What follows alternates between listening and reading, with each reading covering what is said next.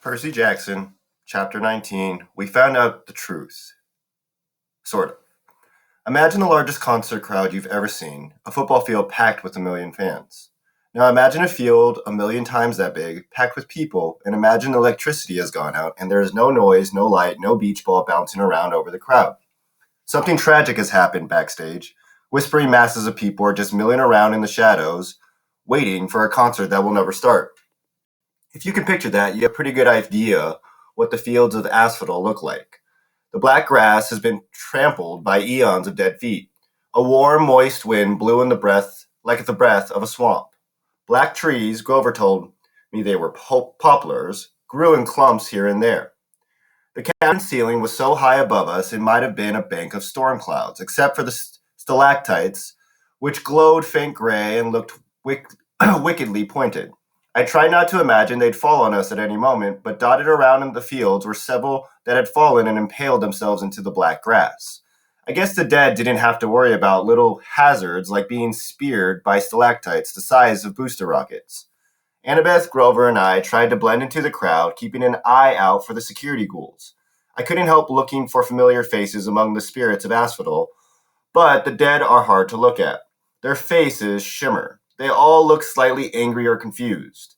They will come up to you and speak, but their voices sound like chatter, like bats twittering. Once you realize you can't understand them, they frown and move away. The dead aren't scary, they're just sad. We crept along following the line of new arrivals that snaked from the main gates towards a black-tented pavilion with a banner that read, Judgments for Elysium and Eternal Damnation. Welcome, newly deceased.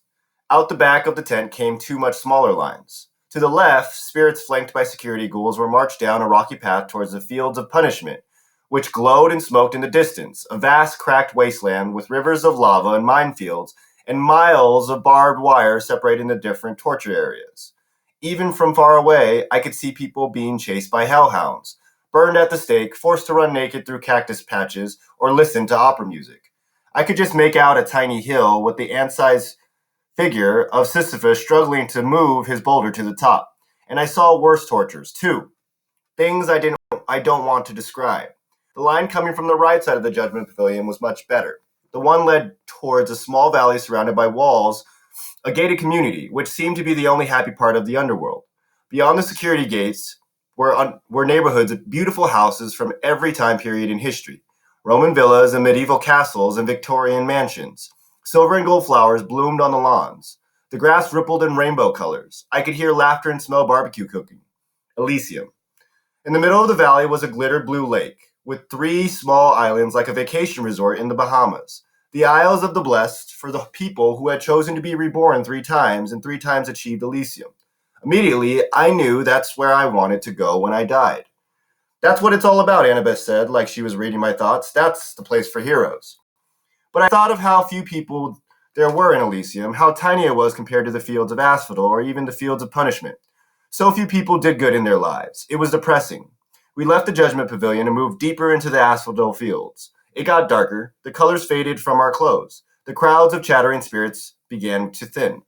After a few miles of walking, we began to hear a familiar screech in the distance. Looking on the horizon was a palace of glittered black obsidian. Above the parapets swirled 3 dark bat-like creatures, the Furies. I got the feeling they were waiting for us. I suppose it's too late to turn back, Grover said wistfully.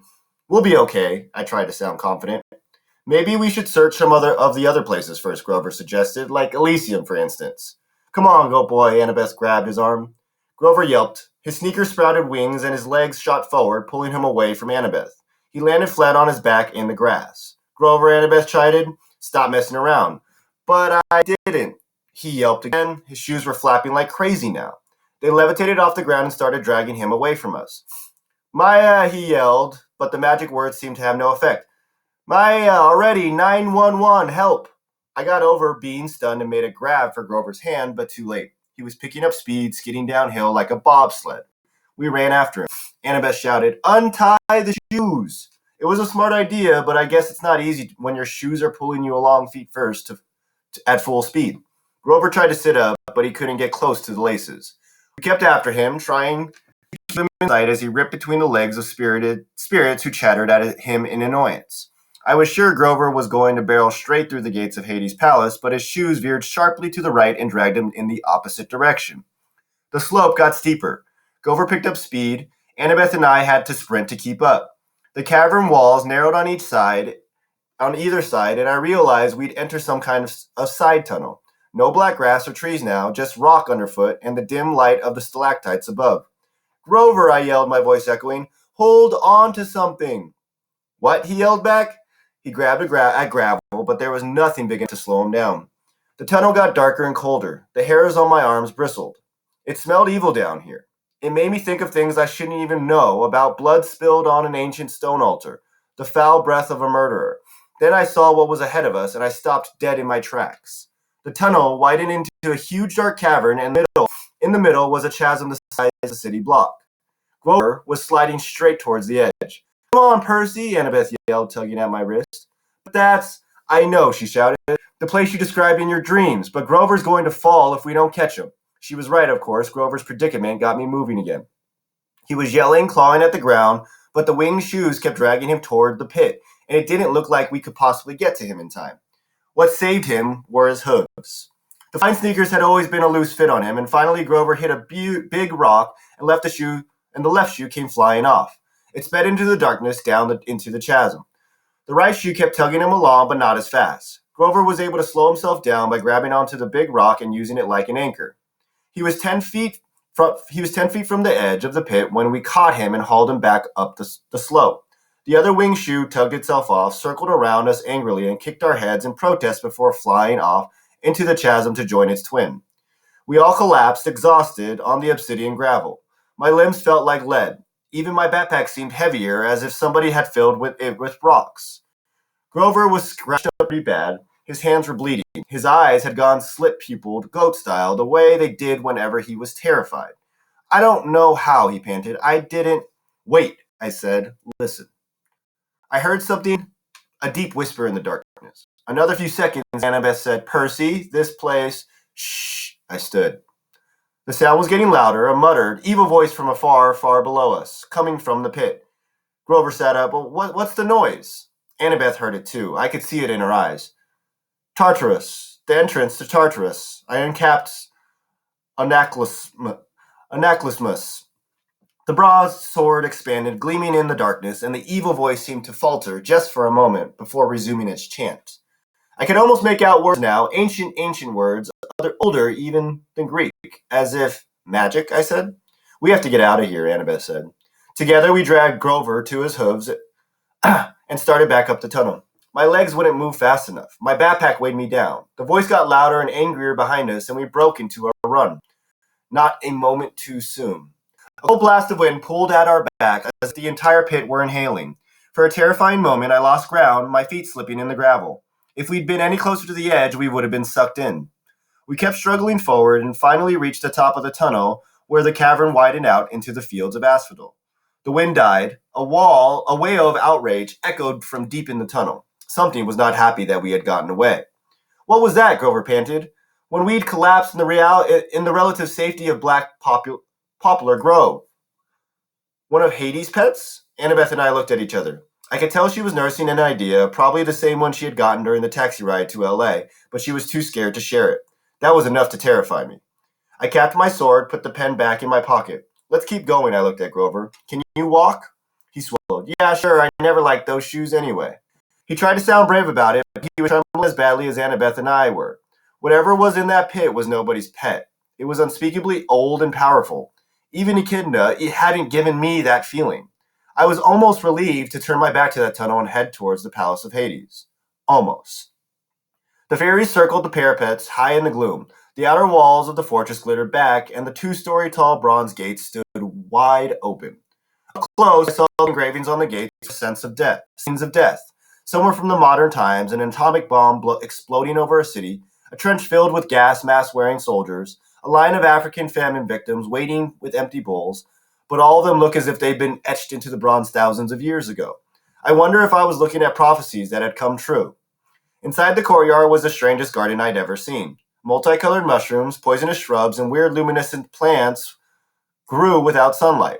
Precious jewels made up for the lack of flowers, piles of rubies as big as my fists, clumps of raw diamonds, standing here and there like frozen party guests were Medusa's garden statues, petrified children, satyrs, and centaurs, all smiling grotesquely.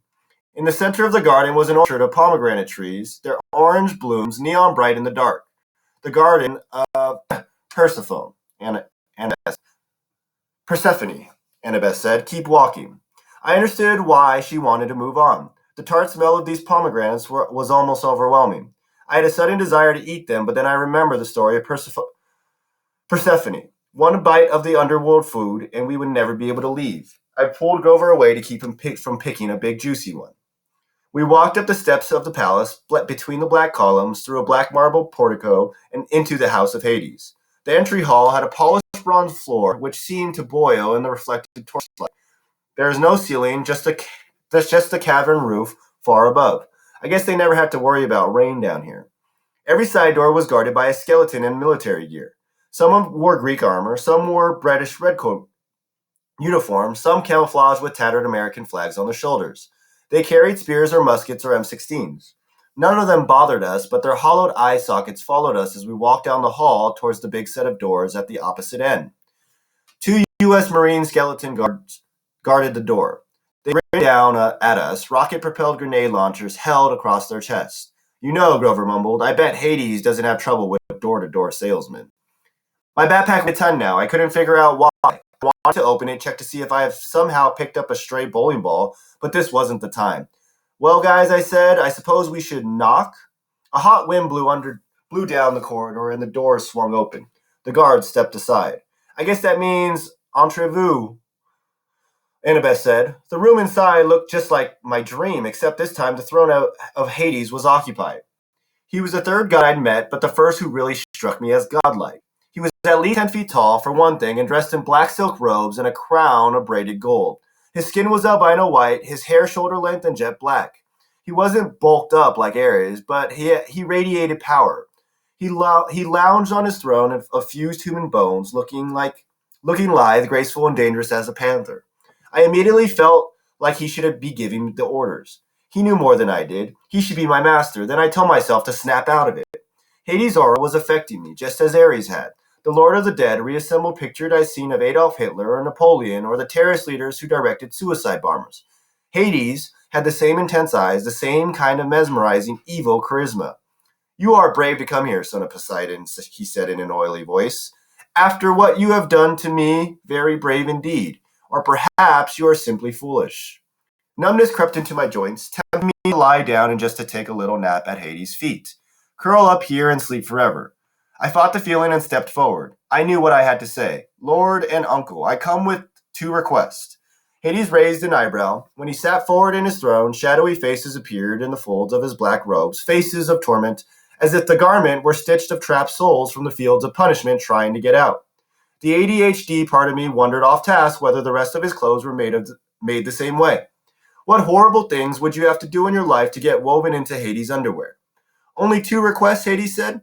Arrogant child, as if you have not already taken enough. Speak then. It amuses me not to strike you dead yet. I swallowed. That was going about as well as I feared. I glanced at the empty, smaller throne next to Hades. It was shaped like a black flower, gilded with gold. I wish Queen Persephone were here. I recalled something in my myths about how she could calm her husband's moods. But it was summer. Of course, Persephone would be above in the world of light with her mother, the goddess of agriculture, Demeter. Her visits, not the tilt of the planet, create the seasons. Annabeth cleared her throat. Her fingers prodded me in the back. Lord Hades, I said, look, sir, there can't be a war among the gods. It would be bad. Really bad, Grover added hopefully. Returning Zeus's master bolt to me, I said, please, sir, let me carry it to Olympus. Hades' eyes grew dangerous. Right. You dare keep up this pretense about what you have done. I glanced back at my friends. They looked as confused as I was. Uncle, I said, you keep saying after what you've done. What exactly have I done? The throne room shook with a tremor so strong. They probably felt it upstairs in Los Angeles. Debris fell from the cavern ceiling. Doors burst open all along the walls, and skeletal warriors marched in, hundreds of them, from every time period and nation in the Western civilization. They lined the perimeter of the rooms, blocking the exits. Hades bellowed, do you think I want war, godling? I wanted to say, well, these guys don't look like peace activists, but I thought that might be a dangerous answer. You are the Lord of the Dead, I said carefully. A war would expand your kingdom, right? A typical thing for my brother to say. Do you think I need more subjects? Do you not see the sprawl of the asphodel fields? Well, have you any idea how much my kingdom has swollen in the past century alone? How many subdivisions I've opened? I opened my mouth to respond, but Hades was on a roll now. More security goals, he moaned. Traffic problems at the Judgment Pavilion. Double overtime for the staff. I used to be a rich god, Percy Jackson. I controlled all the precious metals under the earth. But my expenses. Jerome wants a pay raise, I blurted, just remembering that fact. As soon as I said it, I wish I could sew up my mouth. Don't get me started on Caron. Hades yelled, he's been impossible ever since he's discovered Italian suits. Problems everywhere, and I've got to handle all of them personally. The commute time alone from the palace to the gates is enough to drive me insane, and the dead just keep arriving. No godling, I need no help getting subjects. I did not ask for this war, but you took Zeus's master bolt. Lies, and more rumbling. Hades rose from his throne, towering to the height of a football goalpost. Your father may fool Zeus, but I am not stupid. I see his plan. His plan? You were the thief of the winter solstice, he said. Your father thought to keep you his little secret. He directed you into the throne room on Olympus. You took the master bolt and my helm. Had I not sent my fury to discover you at Yancey Academy, Poseidon might have succeeded in hiding his scheme to start a war. But now you have been forced to reopen. You will be exposed as Poseidon's thief, and I will have my helm back.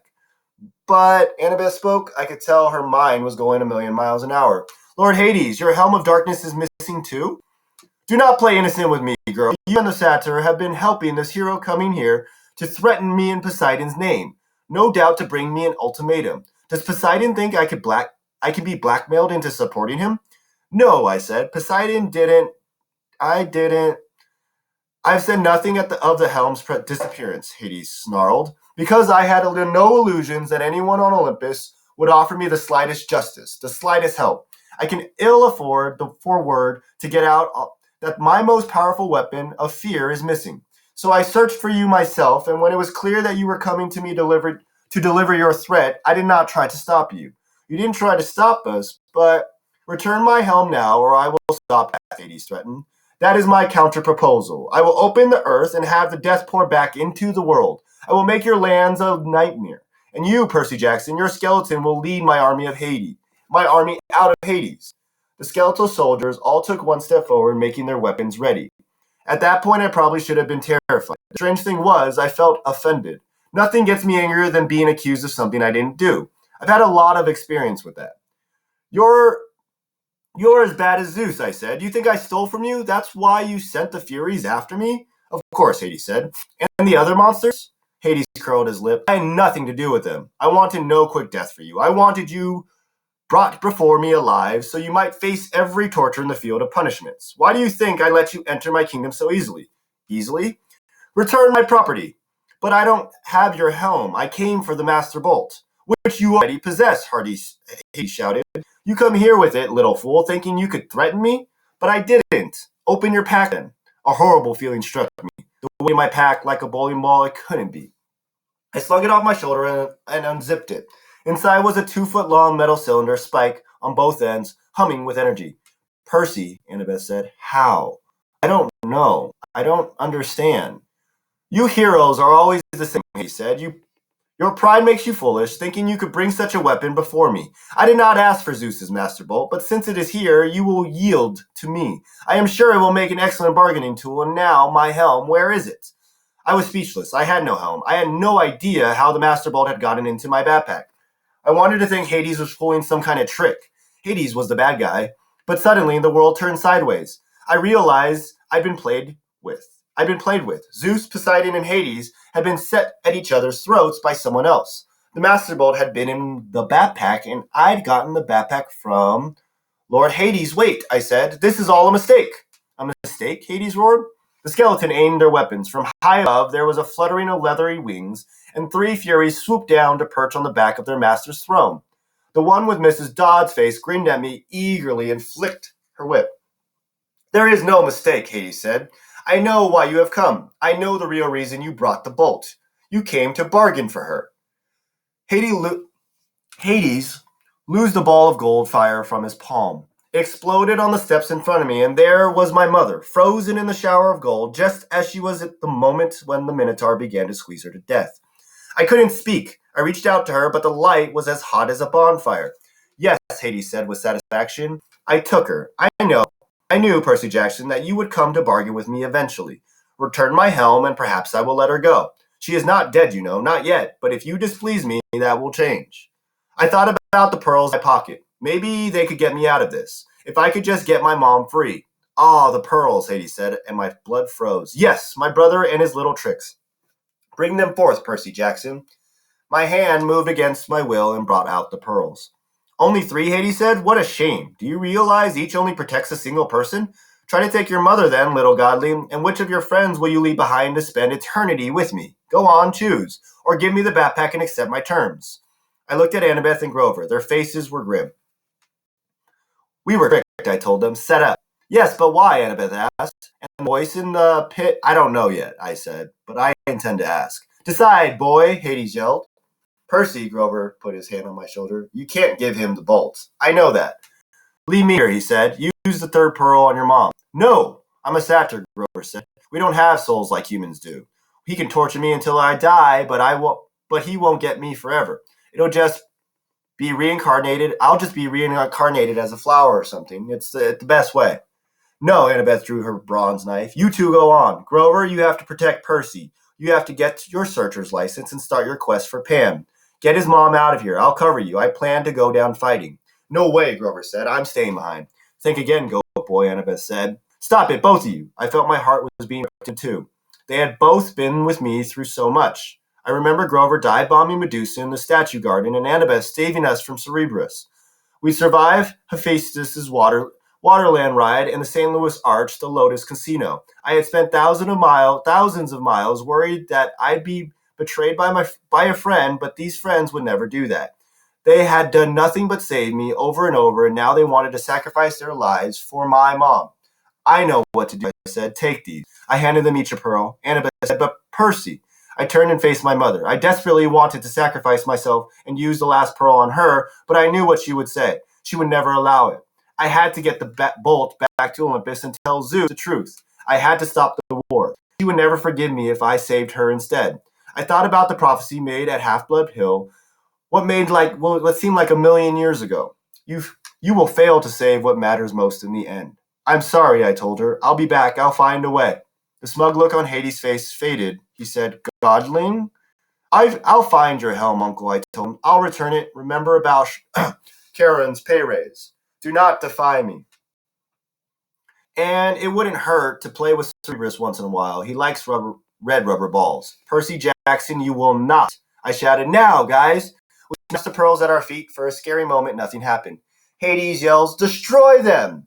The army of skeletons rushed forward, swords out, guns clicking to full automatic. The Furies lunged their whips, bursting into flames. Just as the skeletons opened fire, the pearl fragments at my feet exploded with a burst of green light and a gust of fresh sea wind. I was encased in a milky white sphere, which was starting to float off the ground. Annabeth and Grover were right behind me. Spears and bullets sparked harmlessly off the pearl bubbles as we floated up. Hades yelled with such rage. The entire fortress shook, and I knew it was not going to be a peaceful night in Los Angeles. Look up, Grover said. We're going to crash. Sure enough, we were racing towards the stalactites, which I figured would pop our bubbles and skewer us. How do you control these things? Annabeth shouted. I don't think you do, I shouted back. We screamed as the bubble slid into the ceiling and darkness. Were we dead? No, I could still feel the racing sensation. We were going up, right through the solid rock as easily as air, bubble in water. What was the power of the pearls? I realized what belonged to the sea will always return to the sea. For a few moments, I couldn't see anything outside the smooth walls of my sphere. Then my pearl broke through the ocean floor. The 2 other milky spheres, Annabeth and Grover, kept pace with me as we soared upward towards the water, and kerblam! We exploded onto the surface in the middle of the Santa Monica Bay, knocking a surfer off his board with an indignant, dude! I grabbed over and hauled him over to a life buoy. I caught Annabeth and dragged her over too. A curious shark was circling us, a great white about 11 feet long. I said, beat it. The shark turned and raced away. The surfer screamed something about bad mushrooms and paddled away from us as fast as he could. Somehow I knew that it was what time it was. Early morning, June 21st, the day of summer solstice. In the distance, Los Angeles was on fire, plumes of smoke rising from neighborhoods all over the city. There had been an earthquake, all right, and it was Hades' fault. He was probably sending an army of dead after me right now. But at that moment, the underworld wasn't my biggest problem. I had to go to shore. I had to get Zeus's thunderbolt back to Olympus. Most of all, I had to have a serious conversation with the god who tricked me. End of chapter 19. Who do you think the god that tricked him, guys?